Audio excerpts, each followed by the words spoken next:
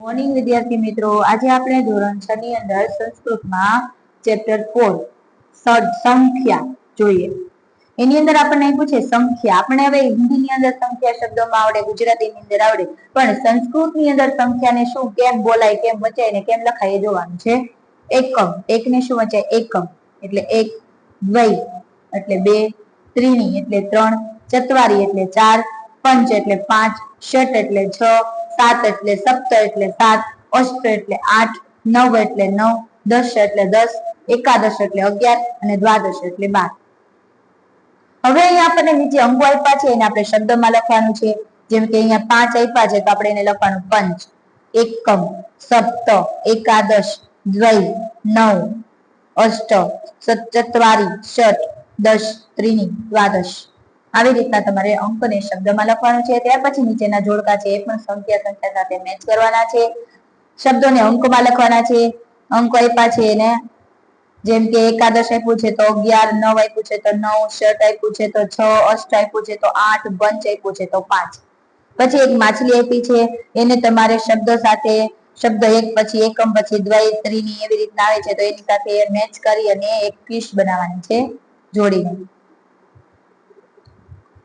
ત્યાર પછી આપણે વિકલ્પો જોઈએ. બે સંખ્યાને સંસ્કૃત શબ્દમાં લખો તો શું કહેવાય? દ્વૈ. ચાર સંખ્યાને સંસ્કૃતમાં લખો ચતુર, 12 સંખ્યાની દ્વાદશ, એકાદશ ની 11, એકમ શબ્દનો સંસ્કૃત એકમ એક, પંચ શબ્દને સંસ્કૃતમાં અંકમાં લખો 5. સંખ્યાવાચક શબ્દ ષટ નો અર્થ શું થાય? 12. ચત્વારી શબ્દનો અર્થ ખાલી જગ્યા થાય છે. ચત્વારી એટલે શું થાય? 10. ચત્વારી એટલે સોરી ચાર નો સમૂહ. નીચેનામાંથી કયું જોડકું સાચું નથી?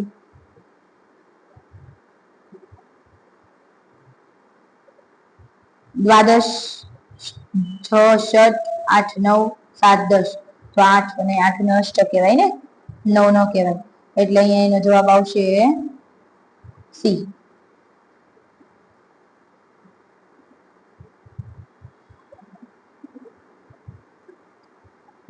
દ્વાદશ સાચું છે એમ કીધું છે, એટલે આપણે લખવાનું છે 12 દ્વાદશ. ત્યાર પછી નીચેના આપેલા અંકોને સંસ્કૃત શબ્દમાં લખો. તો એ અંકો છે એને શબ્દમાં લખવાનું છે.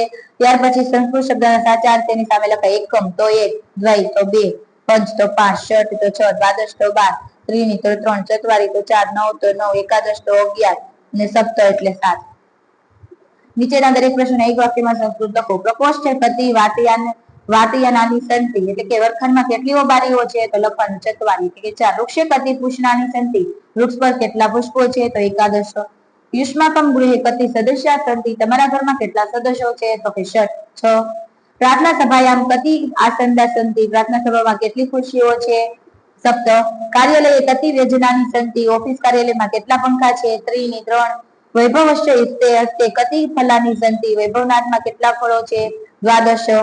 આવી રીતના આપણે સંખ્યાની શબ્દની અંદર સંખ્યા વિશે જોયું. આના માટે એક ગીત પણ આવે છે. એકમ દ્વૈ પઠંતુ સર્વે ત્રીણી ચત્વારી આનય પદ્માન પંચ ષટ નયનાભ્યામ પૃષ્ઠ સપ્ત અષ્ટ સત્ય નિષ્ઠ નવ દશ સંસ્કૃતિ પ્રવિશ. અમારા વિડીયો ગમે તો લાઈક કરો, શેર કરો અને સબસ્ક્રાઇબ કરો. Thank you.